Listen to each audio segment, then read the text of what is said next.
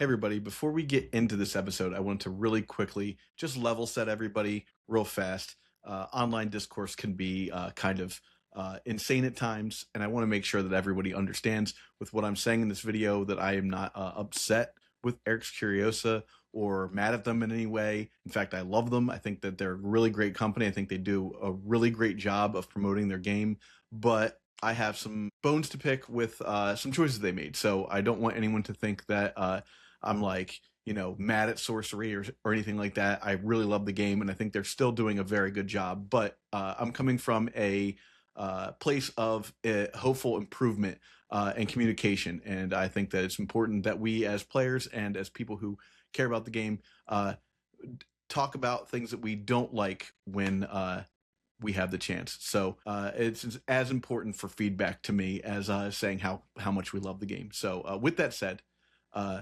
please watch this and just be kind in the comments if you can.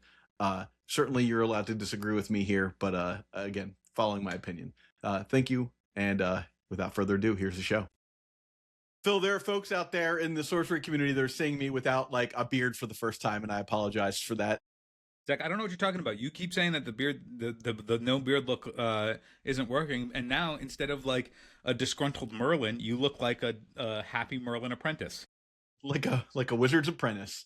I'm gonna grow it back. I I just don't know shaved a about little that. too, I just a I little think you too should short. I think you should It keep was it. feeling weird, and I just like had a moment where I put the razor in and I put it onto a half instead of a one, and now here we are. Anyhow, Phil, the important thing that is unrelated to me having a beard is um I gotta be honest, I'm a little disappointed in what the spoils of the grand contest. I'm not really feeling like they don't feel grand to me, to say the least.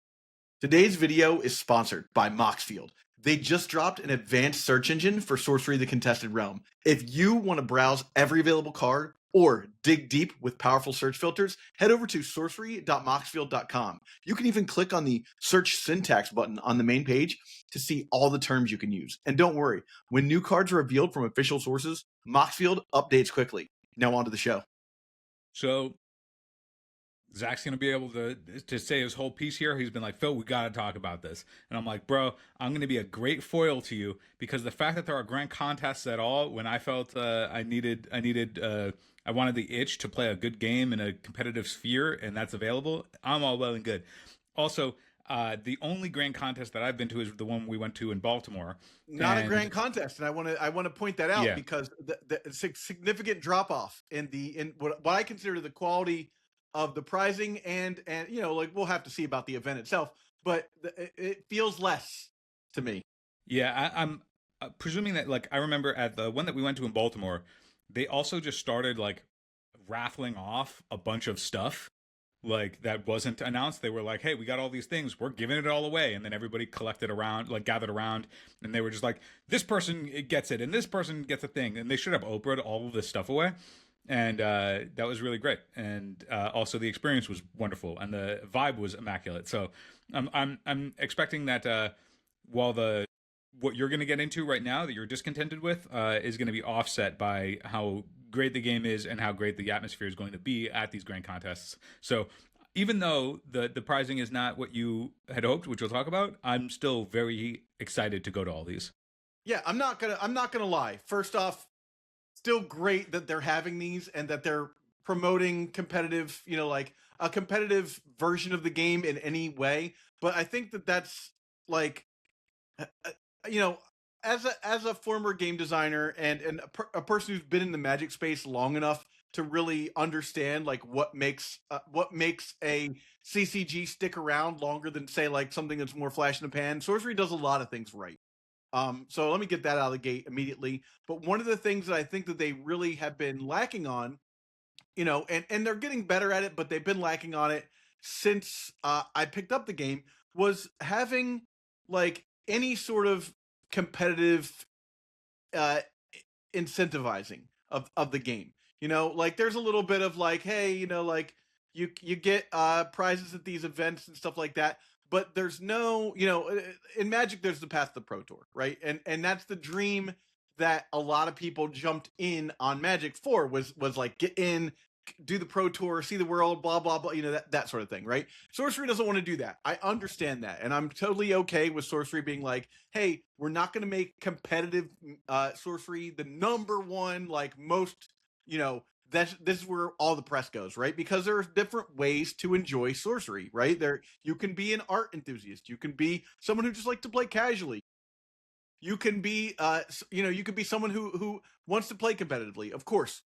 You can be a person who likes alters, or who just wants to follow the game and do more story based things. You can be a deck builder. There's tons and tons and tons of ways to engage with Sorcery.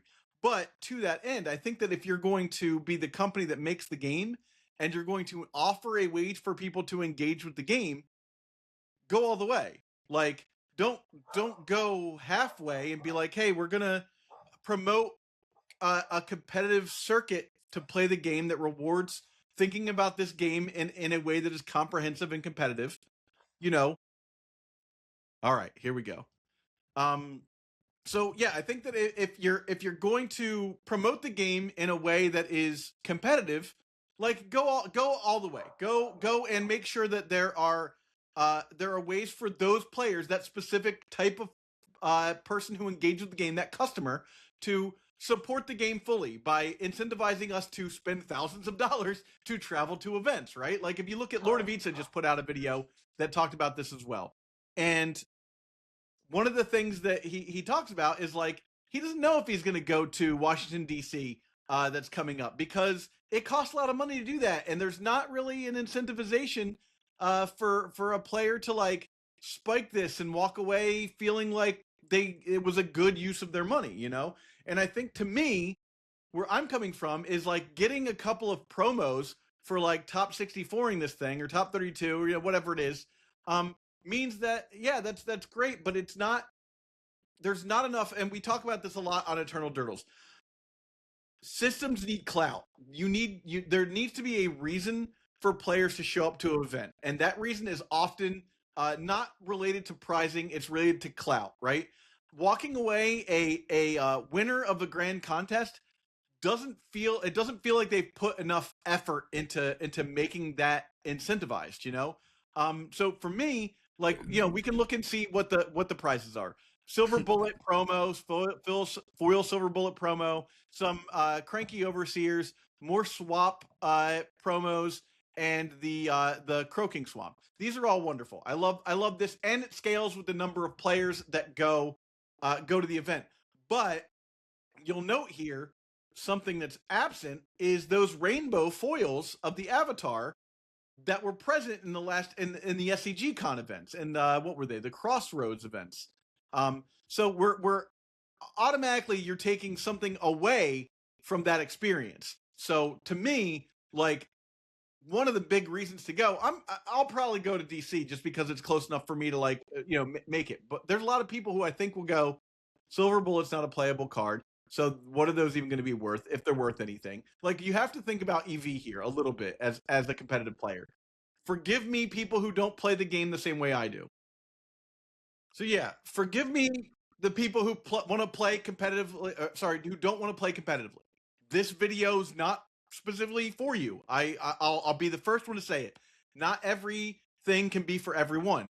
100% understand that. Sorcery is a game that I play because I play it competitively. I prefer to engage with games that way. That's just how I am. Now, if I'm going to take the time out of my busy schedule as a person who is an adult and just has other things that he has to do, right? If I'm going to take that time out of my busy schedule to go to an event, it needs to have a certain amount of value given back to me, right? Now, Sorcery was great with this when we went to SCG Con. You had the swap promos, the Lone Tower promos, which were also missing here, right? You could just walk up and get a swap promo by swapping a card. I don't see that as an option right now, as a thing that you can do.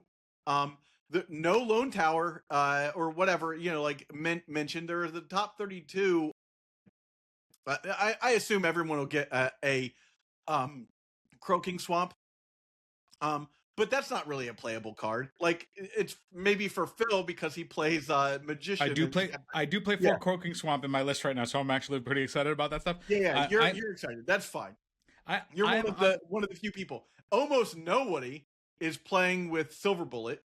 all right. I guess I I'm the think only one who's also playing with Silver Bullet. I gotta say, like, I hear that, you know, the response to like these promos and everything like that is not all that exciting. I do like in my mind, I'm also like in the same way that like Eric Curiosa has built for the long game. We're like, oh, nobody plays Silver Bullet. Silver Bullet isn't good. Dude, I think in the next set, now that like collection has been digested and everything, and they like start leaning harder into the collection in you know the set of 2026, I think the trajectory of Silver Bullet is only going to be the steepest hill, and these promos are going to, you know, quintuple or whatever in value after the fact. And you know, I think it's going to be great. Swap is already excellent, and you know, getting the alt art here is good for the people that wanted it without spending $1 bajillion. I think that's great. Here's the thing, Phil. I'm on the positive side, dude. If you're the adult who like, you know, who's like, oh man, I gotta travel and do all this stuff. And I'm the hyped child to go to these events. What's up? Don't get me wrong. Like this is constructive criticism.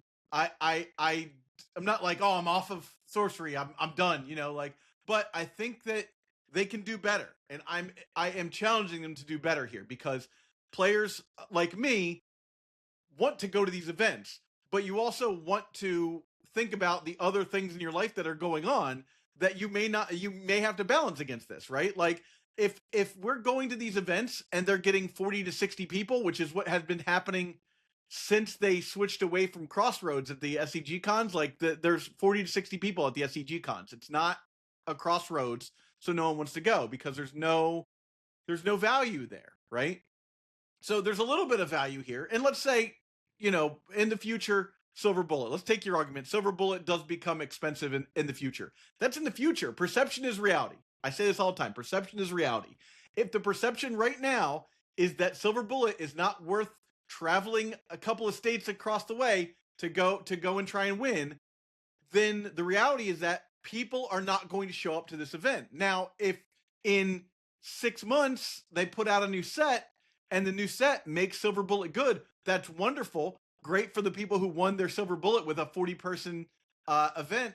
But in the meantime, there wasn't anyone that showed up to those events. And what does that do? It tells Ex Curiosa that nobody cares about competitive play. It creates this negative feedback loop, right? It was the same thing that happened in Legacy for SCG cons. It's like initially they would have these big Legacy events for SCG con on days that like the classic dad age guy would be doing something. They had one on Father's Day, they had one on Valentine's Day. Like they would continually have them on bad holidays, right? That like, sure, it's a holiday and you have off, or like Memorial Day or 4th of July, right? Like these are days that the average adult man has other things going on that he can't get out of. I can't go to an SCG con that's on Valentine's Day. My wife would kill me, you know? If you're a father, you can't go to, like, yeah, sure, it's Father's Day. It's for you, but it's really for your kids, you know? So you can't go to a Father's Day one. And what happened was less people went to those events. SCG read that as no one wants to play Legacy. So then they stopped having Legacy events and started having other events. And then they slowly replaced the Legacy events. And what did that do? It killed that scene for the most part.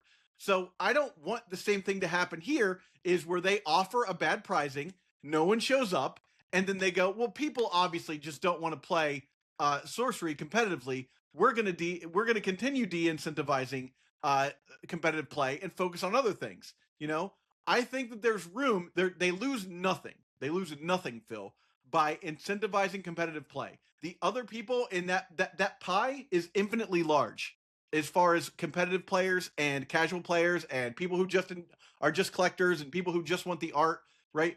That pie, one part of that pie doesn't take away from the other. What happens, Phil, is that when somebody gets into the game competitively, they also play it casually. They also tend to enjoy the art.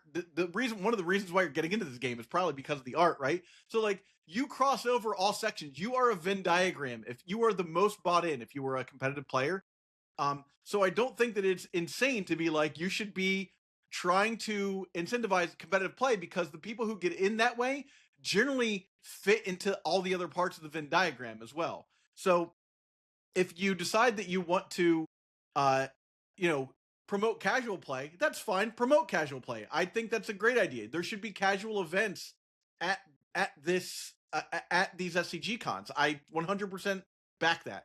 There should be art events too. I'd love that.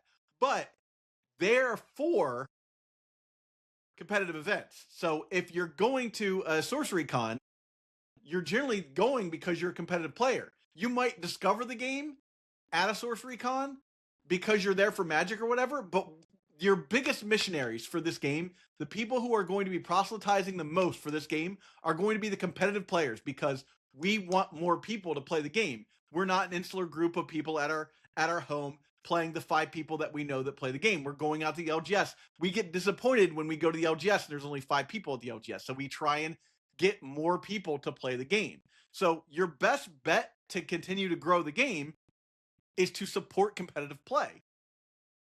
This is just my theory on this. Now, if we're trying to do this and support competitive play, we need better prizes than this. There needs to be something more than foil alternative art silver bullet. Unless that silver bullet is going for $500-$600, like SCG Con does a 10K for Legacy on a whim a lot of times, and it's not even that big of a deal, right? Like I think that they really need to rethink how they're promoting these mid to high level events. It's fine that they're not qualifier style events that like cut people out. Nobody is going to be upset about spending $10 to $15 more for an event that they spent $1,000+ to travel to, so that the event has good prizing. I think that it's really a real miss here to not get the proper amount of prize support for an event that is a once in a quarter, basically, for a lot of people, if not once a year event for them, that makes it so that this game is a thing that becomes a tent pole for them. If you're going to do that, if you're going to want people to spend money on cards, spend money on product, play the draft format, all that stuff, all of that is based on incentivizing competitive play. And if you're not properly incentivizing competitive play, you're doing a disservice to your game and to the people that work for you, because those people are also, like, their job security is based off of us deciding that we are bought in enough to play this game. And sure, maybe I'm a whale. I bought, like 10 boxes of Gothic. Your average player probably buys like one and a couple of cards and moves on. But feed the whales, like those if those are the people that are getting in on your game, make sure that we're the ones that are doing all the work to get more people into the game. The guy who plays the game casually at his house with his wife and his 4 friends, they're not going outside of their LGS and telling people about this game. They're not creating YouTube channels trying to tell people how great this game is. So think about that when Eric's Curiosa does not spend money on advertising, right? We are their advertising arm. The competitive players, the people who really care about this game to the point of making content for it, those people are the advertising arm for Eric's Curiosa. So I think that they really have to think about making sure that people who talk about this game, when they talk about it, are like, yo, this is the best game ever. The EV, like, look at our video for SCG Con. We went nuts about how great the EV was for SCG Con. I hope that that's the case with these two. Like, look, we got like the Lone Tower that was probably worth $200 now. Let me go on to.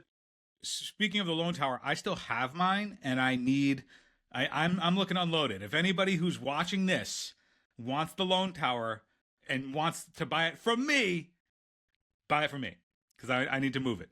I'm gonna look right now, Phil. I just want to get an idea. Every single person who did SCG Con, who spent the like $35 to $40, right? Let's find out here. Well, Zach's finding out. I'm also gonna share the thing that I also really love about this game is all of the art and how they lean into the fact that it's all hand painted art. And I think that also is a space that they could endeavor into for prizing. I think like the relationships that they have with their artists, I think it would be uh, like I would. I mean, maybe it's just me, but I would absolutely go like put effort into travel to try and compete for original paintings. Um, so like if the prizing was a actual painting that was commissioned by an artist that's going to be in the room there or something like that, like I think that that would be a worthwhile prize that feels unique to the game without feeling like it's just trying to prop up the value for value's sake, right? Like that thing does have value, but it's intrinsic to like the ethos of the game and like what they try and promote. So I think that that's a space that they could go in that I would love. I really adored that about Sorcery Con. Like people were able to like they won. There were like raffles that you could win, but like people like walked away with original art, and like that type of stuff is always going to garner a ton of clout. And then like if you ever need to, if you're like, yeah, I really just want to cash, it's like you can always offload the paintings. But the fact that those exist and then people know that they exist and like you can compete for them, and then they have the story baked in that like these things were won at this event, and so it's tied to that forever. I think that's a really cool space that they could potentially go into for these larger tournaments. I don't know how difficult or time sensitive that would be, but the difference between commissioning an artist and then getting the art, I imagine, is a lot faster of a turnaround than getting the art and then finding a time to print it and then actually ship it from the where it's printed to get into the hands of and all that stuff, like, and then designing a card, and maybe it's an alt art or whatever, but like I feel like original paintings that you can win, that you can like walk away as effectively the trophy, is like That's really huge. Like if it's original huge. painting is a perfect example of like, look, that costs money for sure, right? That costs something, but the overall cost of getting people interested in your game and offering them something that is like a Veblen item is, to me, way more important, right? That like, again, they don't spend money on advertising. This is their advertising. Hey everybody, it would be both unique and exceptional if you joined us at patreon.com/eternaldurls under the magicians tier to get all of our sorcery content. By joining us, you help us pump out more elite content for you. Now back to the show. Getting people to show up to these events is their advertising. You and me telling people like, hey, are you going to SCG Con because there's going to be sorcery? You should come and play. That's advertising. So spending the $2,000 to $3,000 or $5,000, let's say, on original art to hand to somebody who won the event, that is significant and it means something, right? Everybody wants to walk away with something that is unique, at the end of the day. So just to give you a heads up on the EV situation with SEG Con, the promo for Lone Tower is nearing about $200. It's about $190, and the swaps, which you could trade for any card you had, you could trade a swap for. They were $70, $70 to $80. So just for entering the tournament, entering the con, you could just trade cards with the people at Sorcery Con with Eric's Curiosa and get a swap for $80 for free. I also That's just, there's also the I don't know if it's necessarily part of it, and it's also the timing sensitivity of it is a lot higher, but I remember being there. It was also like the one place that you could pick up Dragon Lord at MSRP for a while, and that was kind of cool too. Like there was less of a prize and more so of an availability option that you had, because you were still buying something rather than it being awarded to you for being there. But it made something that was available that otherwise wouldn't be. There's a balance to be had there, because like I think like there's a balance between like incentivizing players to come for good EV and good prize support versus FOMO. And like I think like leaning into FOMO is toxic and not the culture that I they're don't building. think that we should be like leaning into FOMO or doing anything that like is just, you can't get it unless you come to an SCG Con, like that should be for everybody. Yeah. Like foil promos that are one of a kind, or like at least for those kind of events, that's just fine to me. But like, to just finish my point on the EV of SCG Con, and maybe we haven't seen a grand contest yet. I might be wrong, and if I am wrong, you know what? This is a great time for Eric's Curiosa to clean things up and say, hey, this is actually what you're getting. This is actually what's going to happen. Like these are all the things that are going to go on at an SCG Con when you come from a grand contest, because this feels anemic. It doesn't feel like enough. So $200 for Lone Tower, $80 for the swap promo, which you could do multiple times over the course of the weekend, right? The event itself, right? Then like the top 32 got another promo. I forget what was the promo.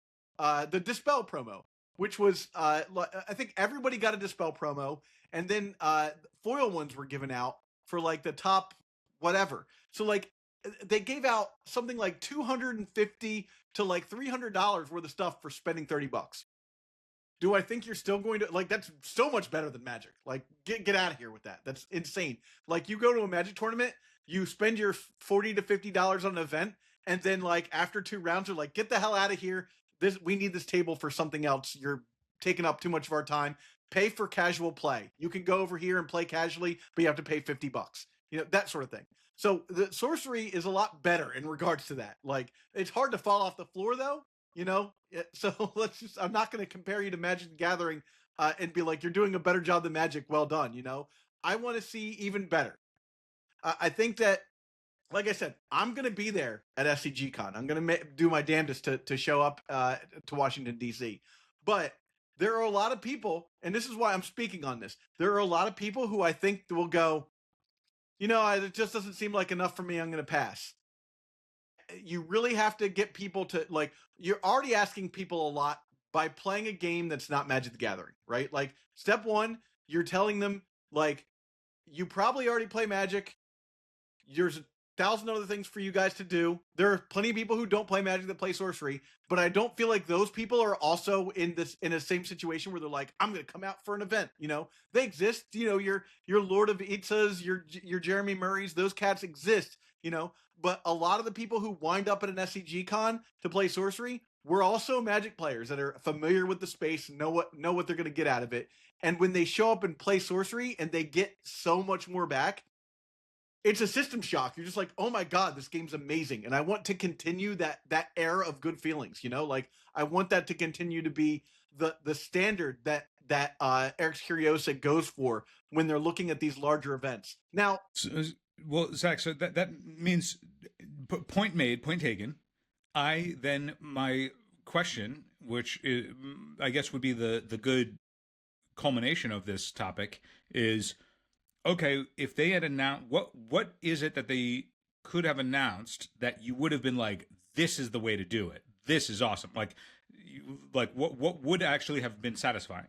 I think a better choice of card for the promo, right? For the winner's promo.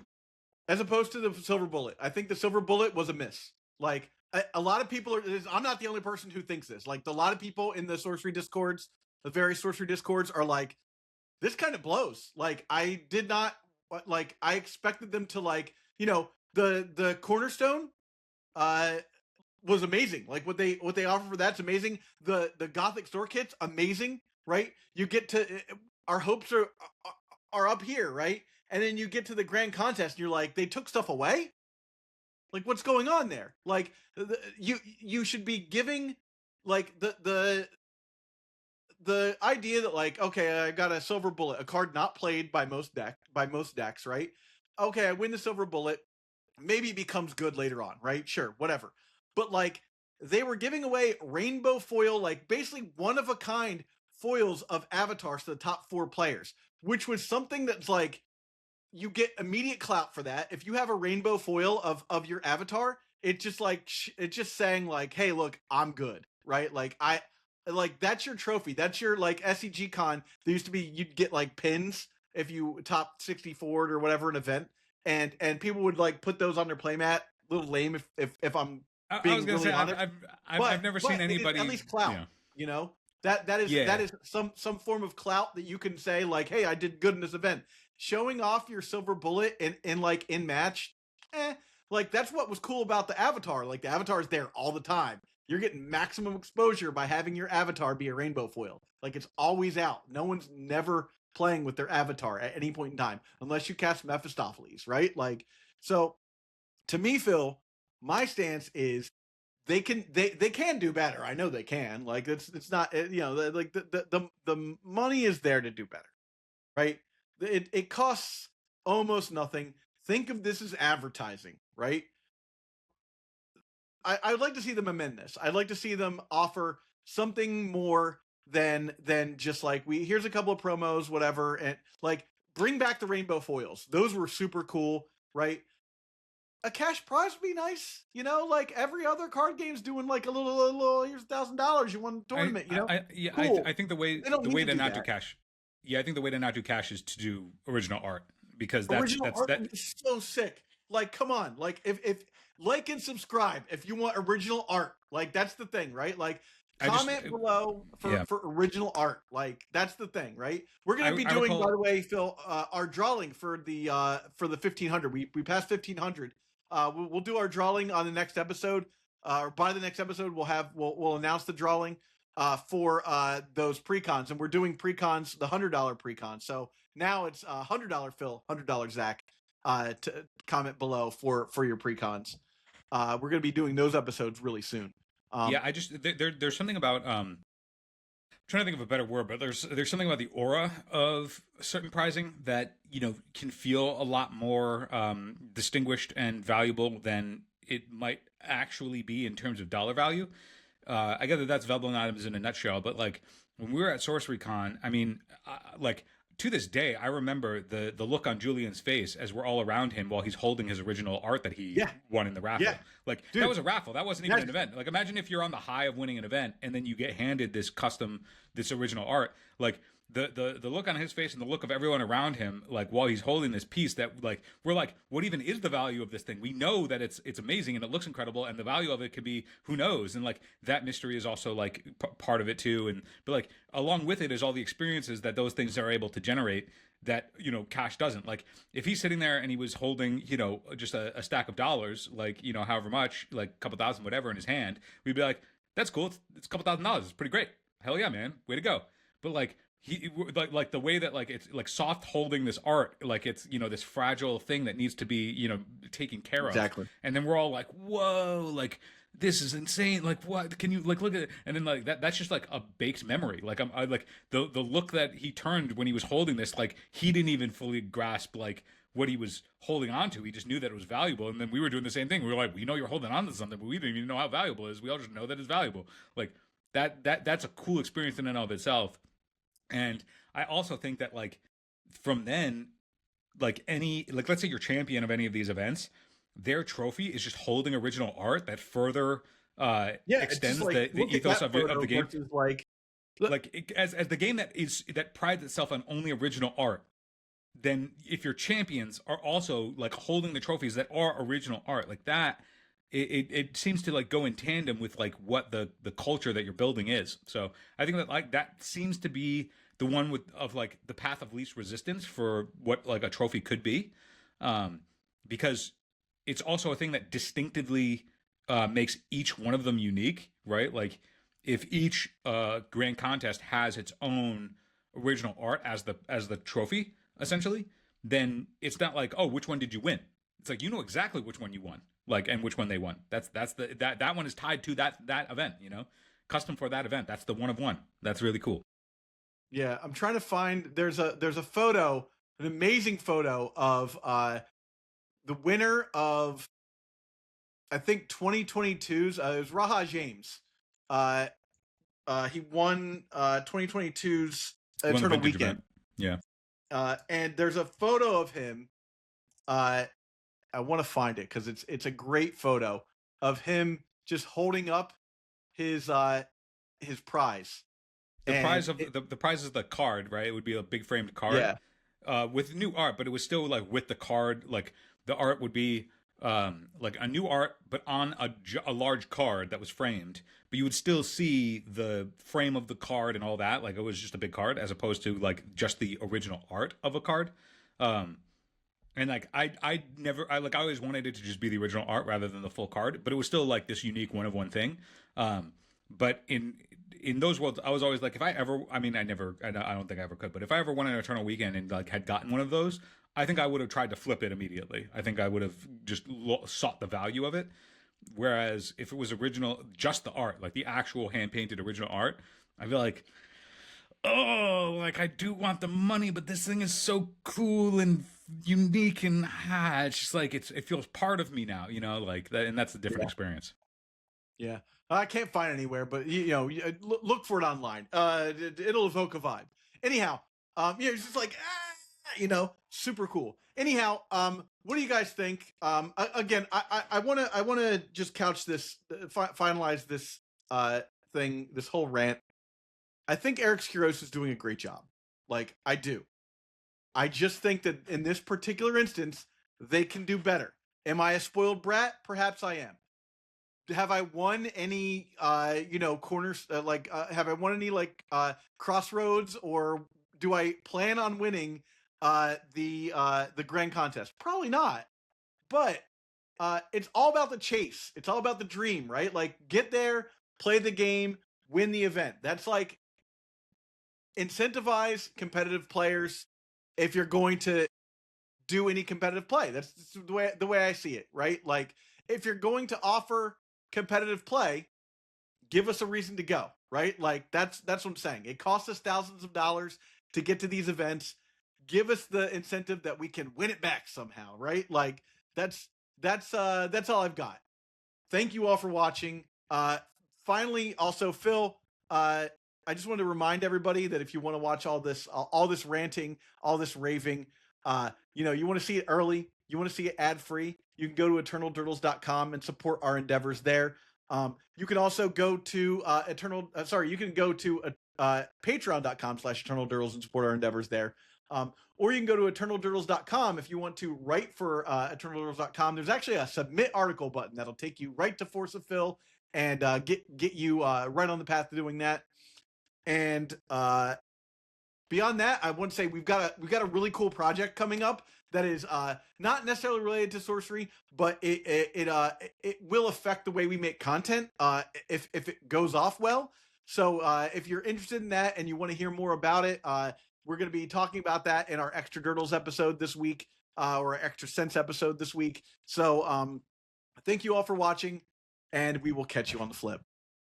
Hey, thanks for watching, and if you get a moment, remember to like and subscribe to the video. Also, don't forget to join us on Patreon at patreon.com/eternaldurdles in the Magician's tier. Your support means a lot, and it helps us keep pumping out this content. Thanks so much. Keep contesting the realm.